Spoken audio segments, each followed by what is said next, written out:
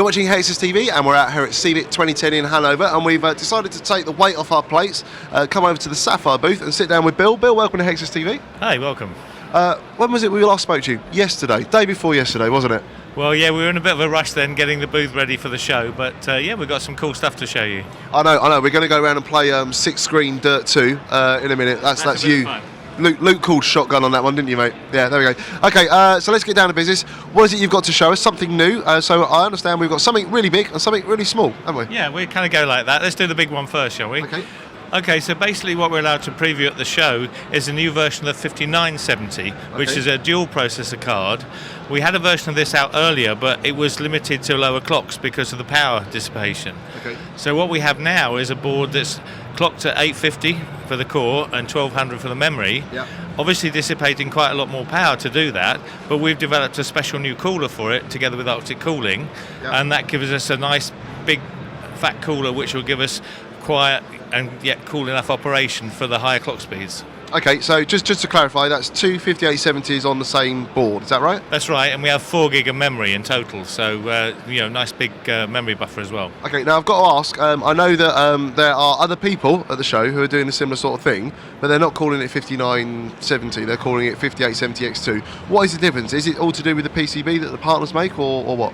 Well, essentially, we've been given license to call it whatever we want, so we could call it a monster if we wanted to, but what we plan to do with this obviously is to try and take the clocks even higher and do a special edition like an atomic version or something like that. So okay, so we're going that later. So we're going to see some golden sampling basically for that kind of thing. Yeah, we've got to do some screening on the clocks and some fine tuning on the boards, and then we'll be announcing that in a few weeks' time. There we go. Well, it's kind of announced it now. So let's just have a quick look at the call here, because I'm counting at the end here, and that's 8 heat pipes. So is that 4 per chip? Is that right? Yeah, we've got 4 heat pipes per CPU plus a spreader block, and then we've got spreaders on the memory, and we've got another heat sink over the voltage regulation component. So we keep everything nice and cool. Okay, with the 3 fans on top though, surely there's going to be a fair bit of air noise. Well, we've worked with Arctic cooling quite a bit in the past, and this fan blade design is actually quite quiet design for the fans themselves. And what we've done with this is we've kept the spacing between the fins fairly wide so that the actual airflow itself doesn't make too much noise. Okay, all right. And when are we going to actually be able to be buying these?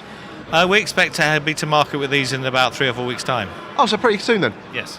Fantastic. Okay, so let's go from something big, which that is, because it is a beast, that, isn't it, to something small, which you've got over there. So tell us what this little beauty is. This is what we call a mini ITX format of a main board.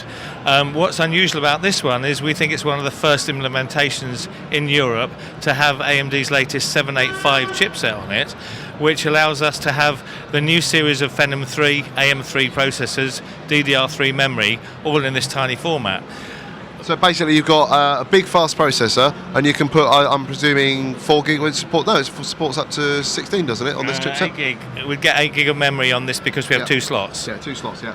Yeah, okay. And then it's got everything that you need on the back there, HDMI for your audio and also your video. So what's the equivalent graphics built into it though? What would that be equivalent to? The onboard graphics are equivalent to an ATI 4200.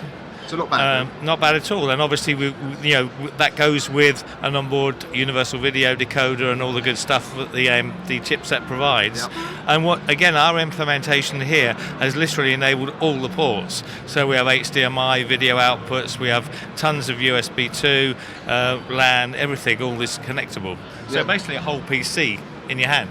Tiny little thing, and then you've obviously got your expansion port there, so if you wanted to use this for media PC, something like that, that's where your TV card goes. Pop in a TV card or pop in a slightly higher performance graphics card if that's what you're looking for. Yeah, okay, but you'd have to go external TV tuner then after that, wouldn't you?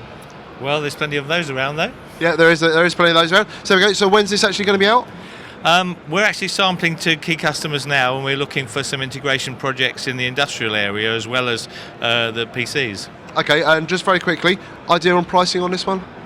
Don't have roughly. One yet. Okay, and what about on the big boy over there? Well, AMD's launch price is $1,000, so we'll see where we go with that.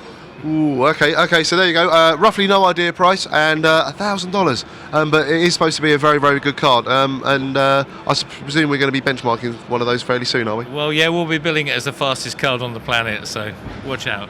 There you go. Okay, check us soon on Hexus TV for more from the Sapphire stand, when we're going to be looking at something completely different in true Monty Python style.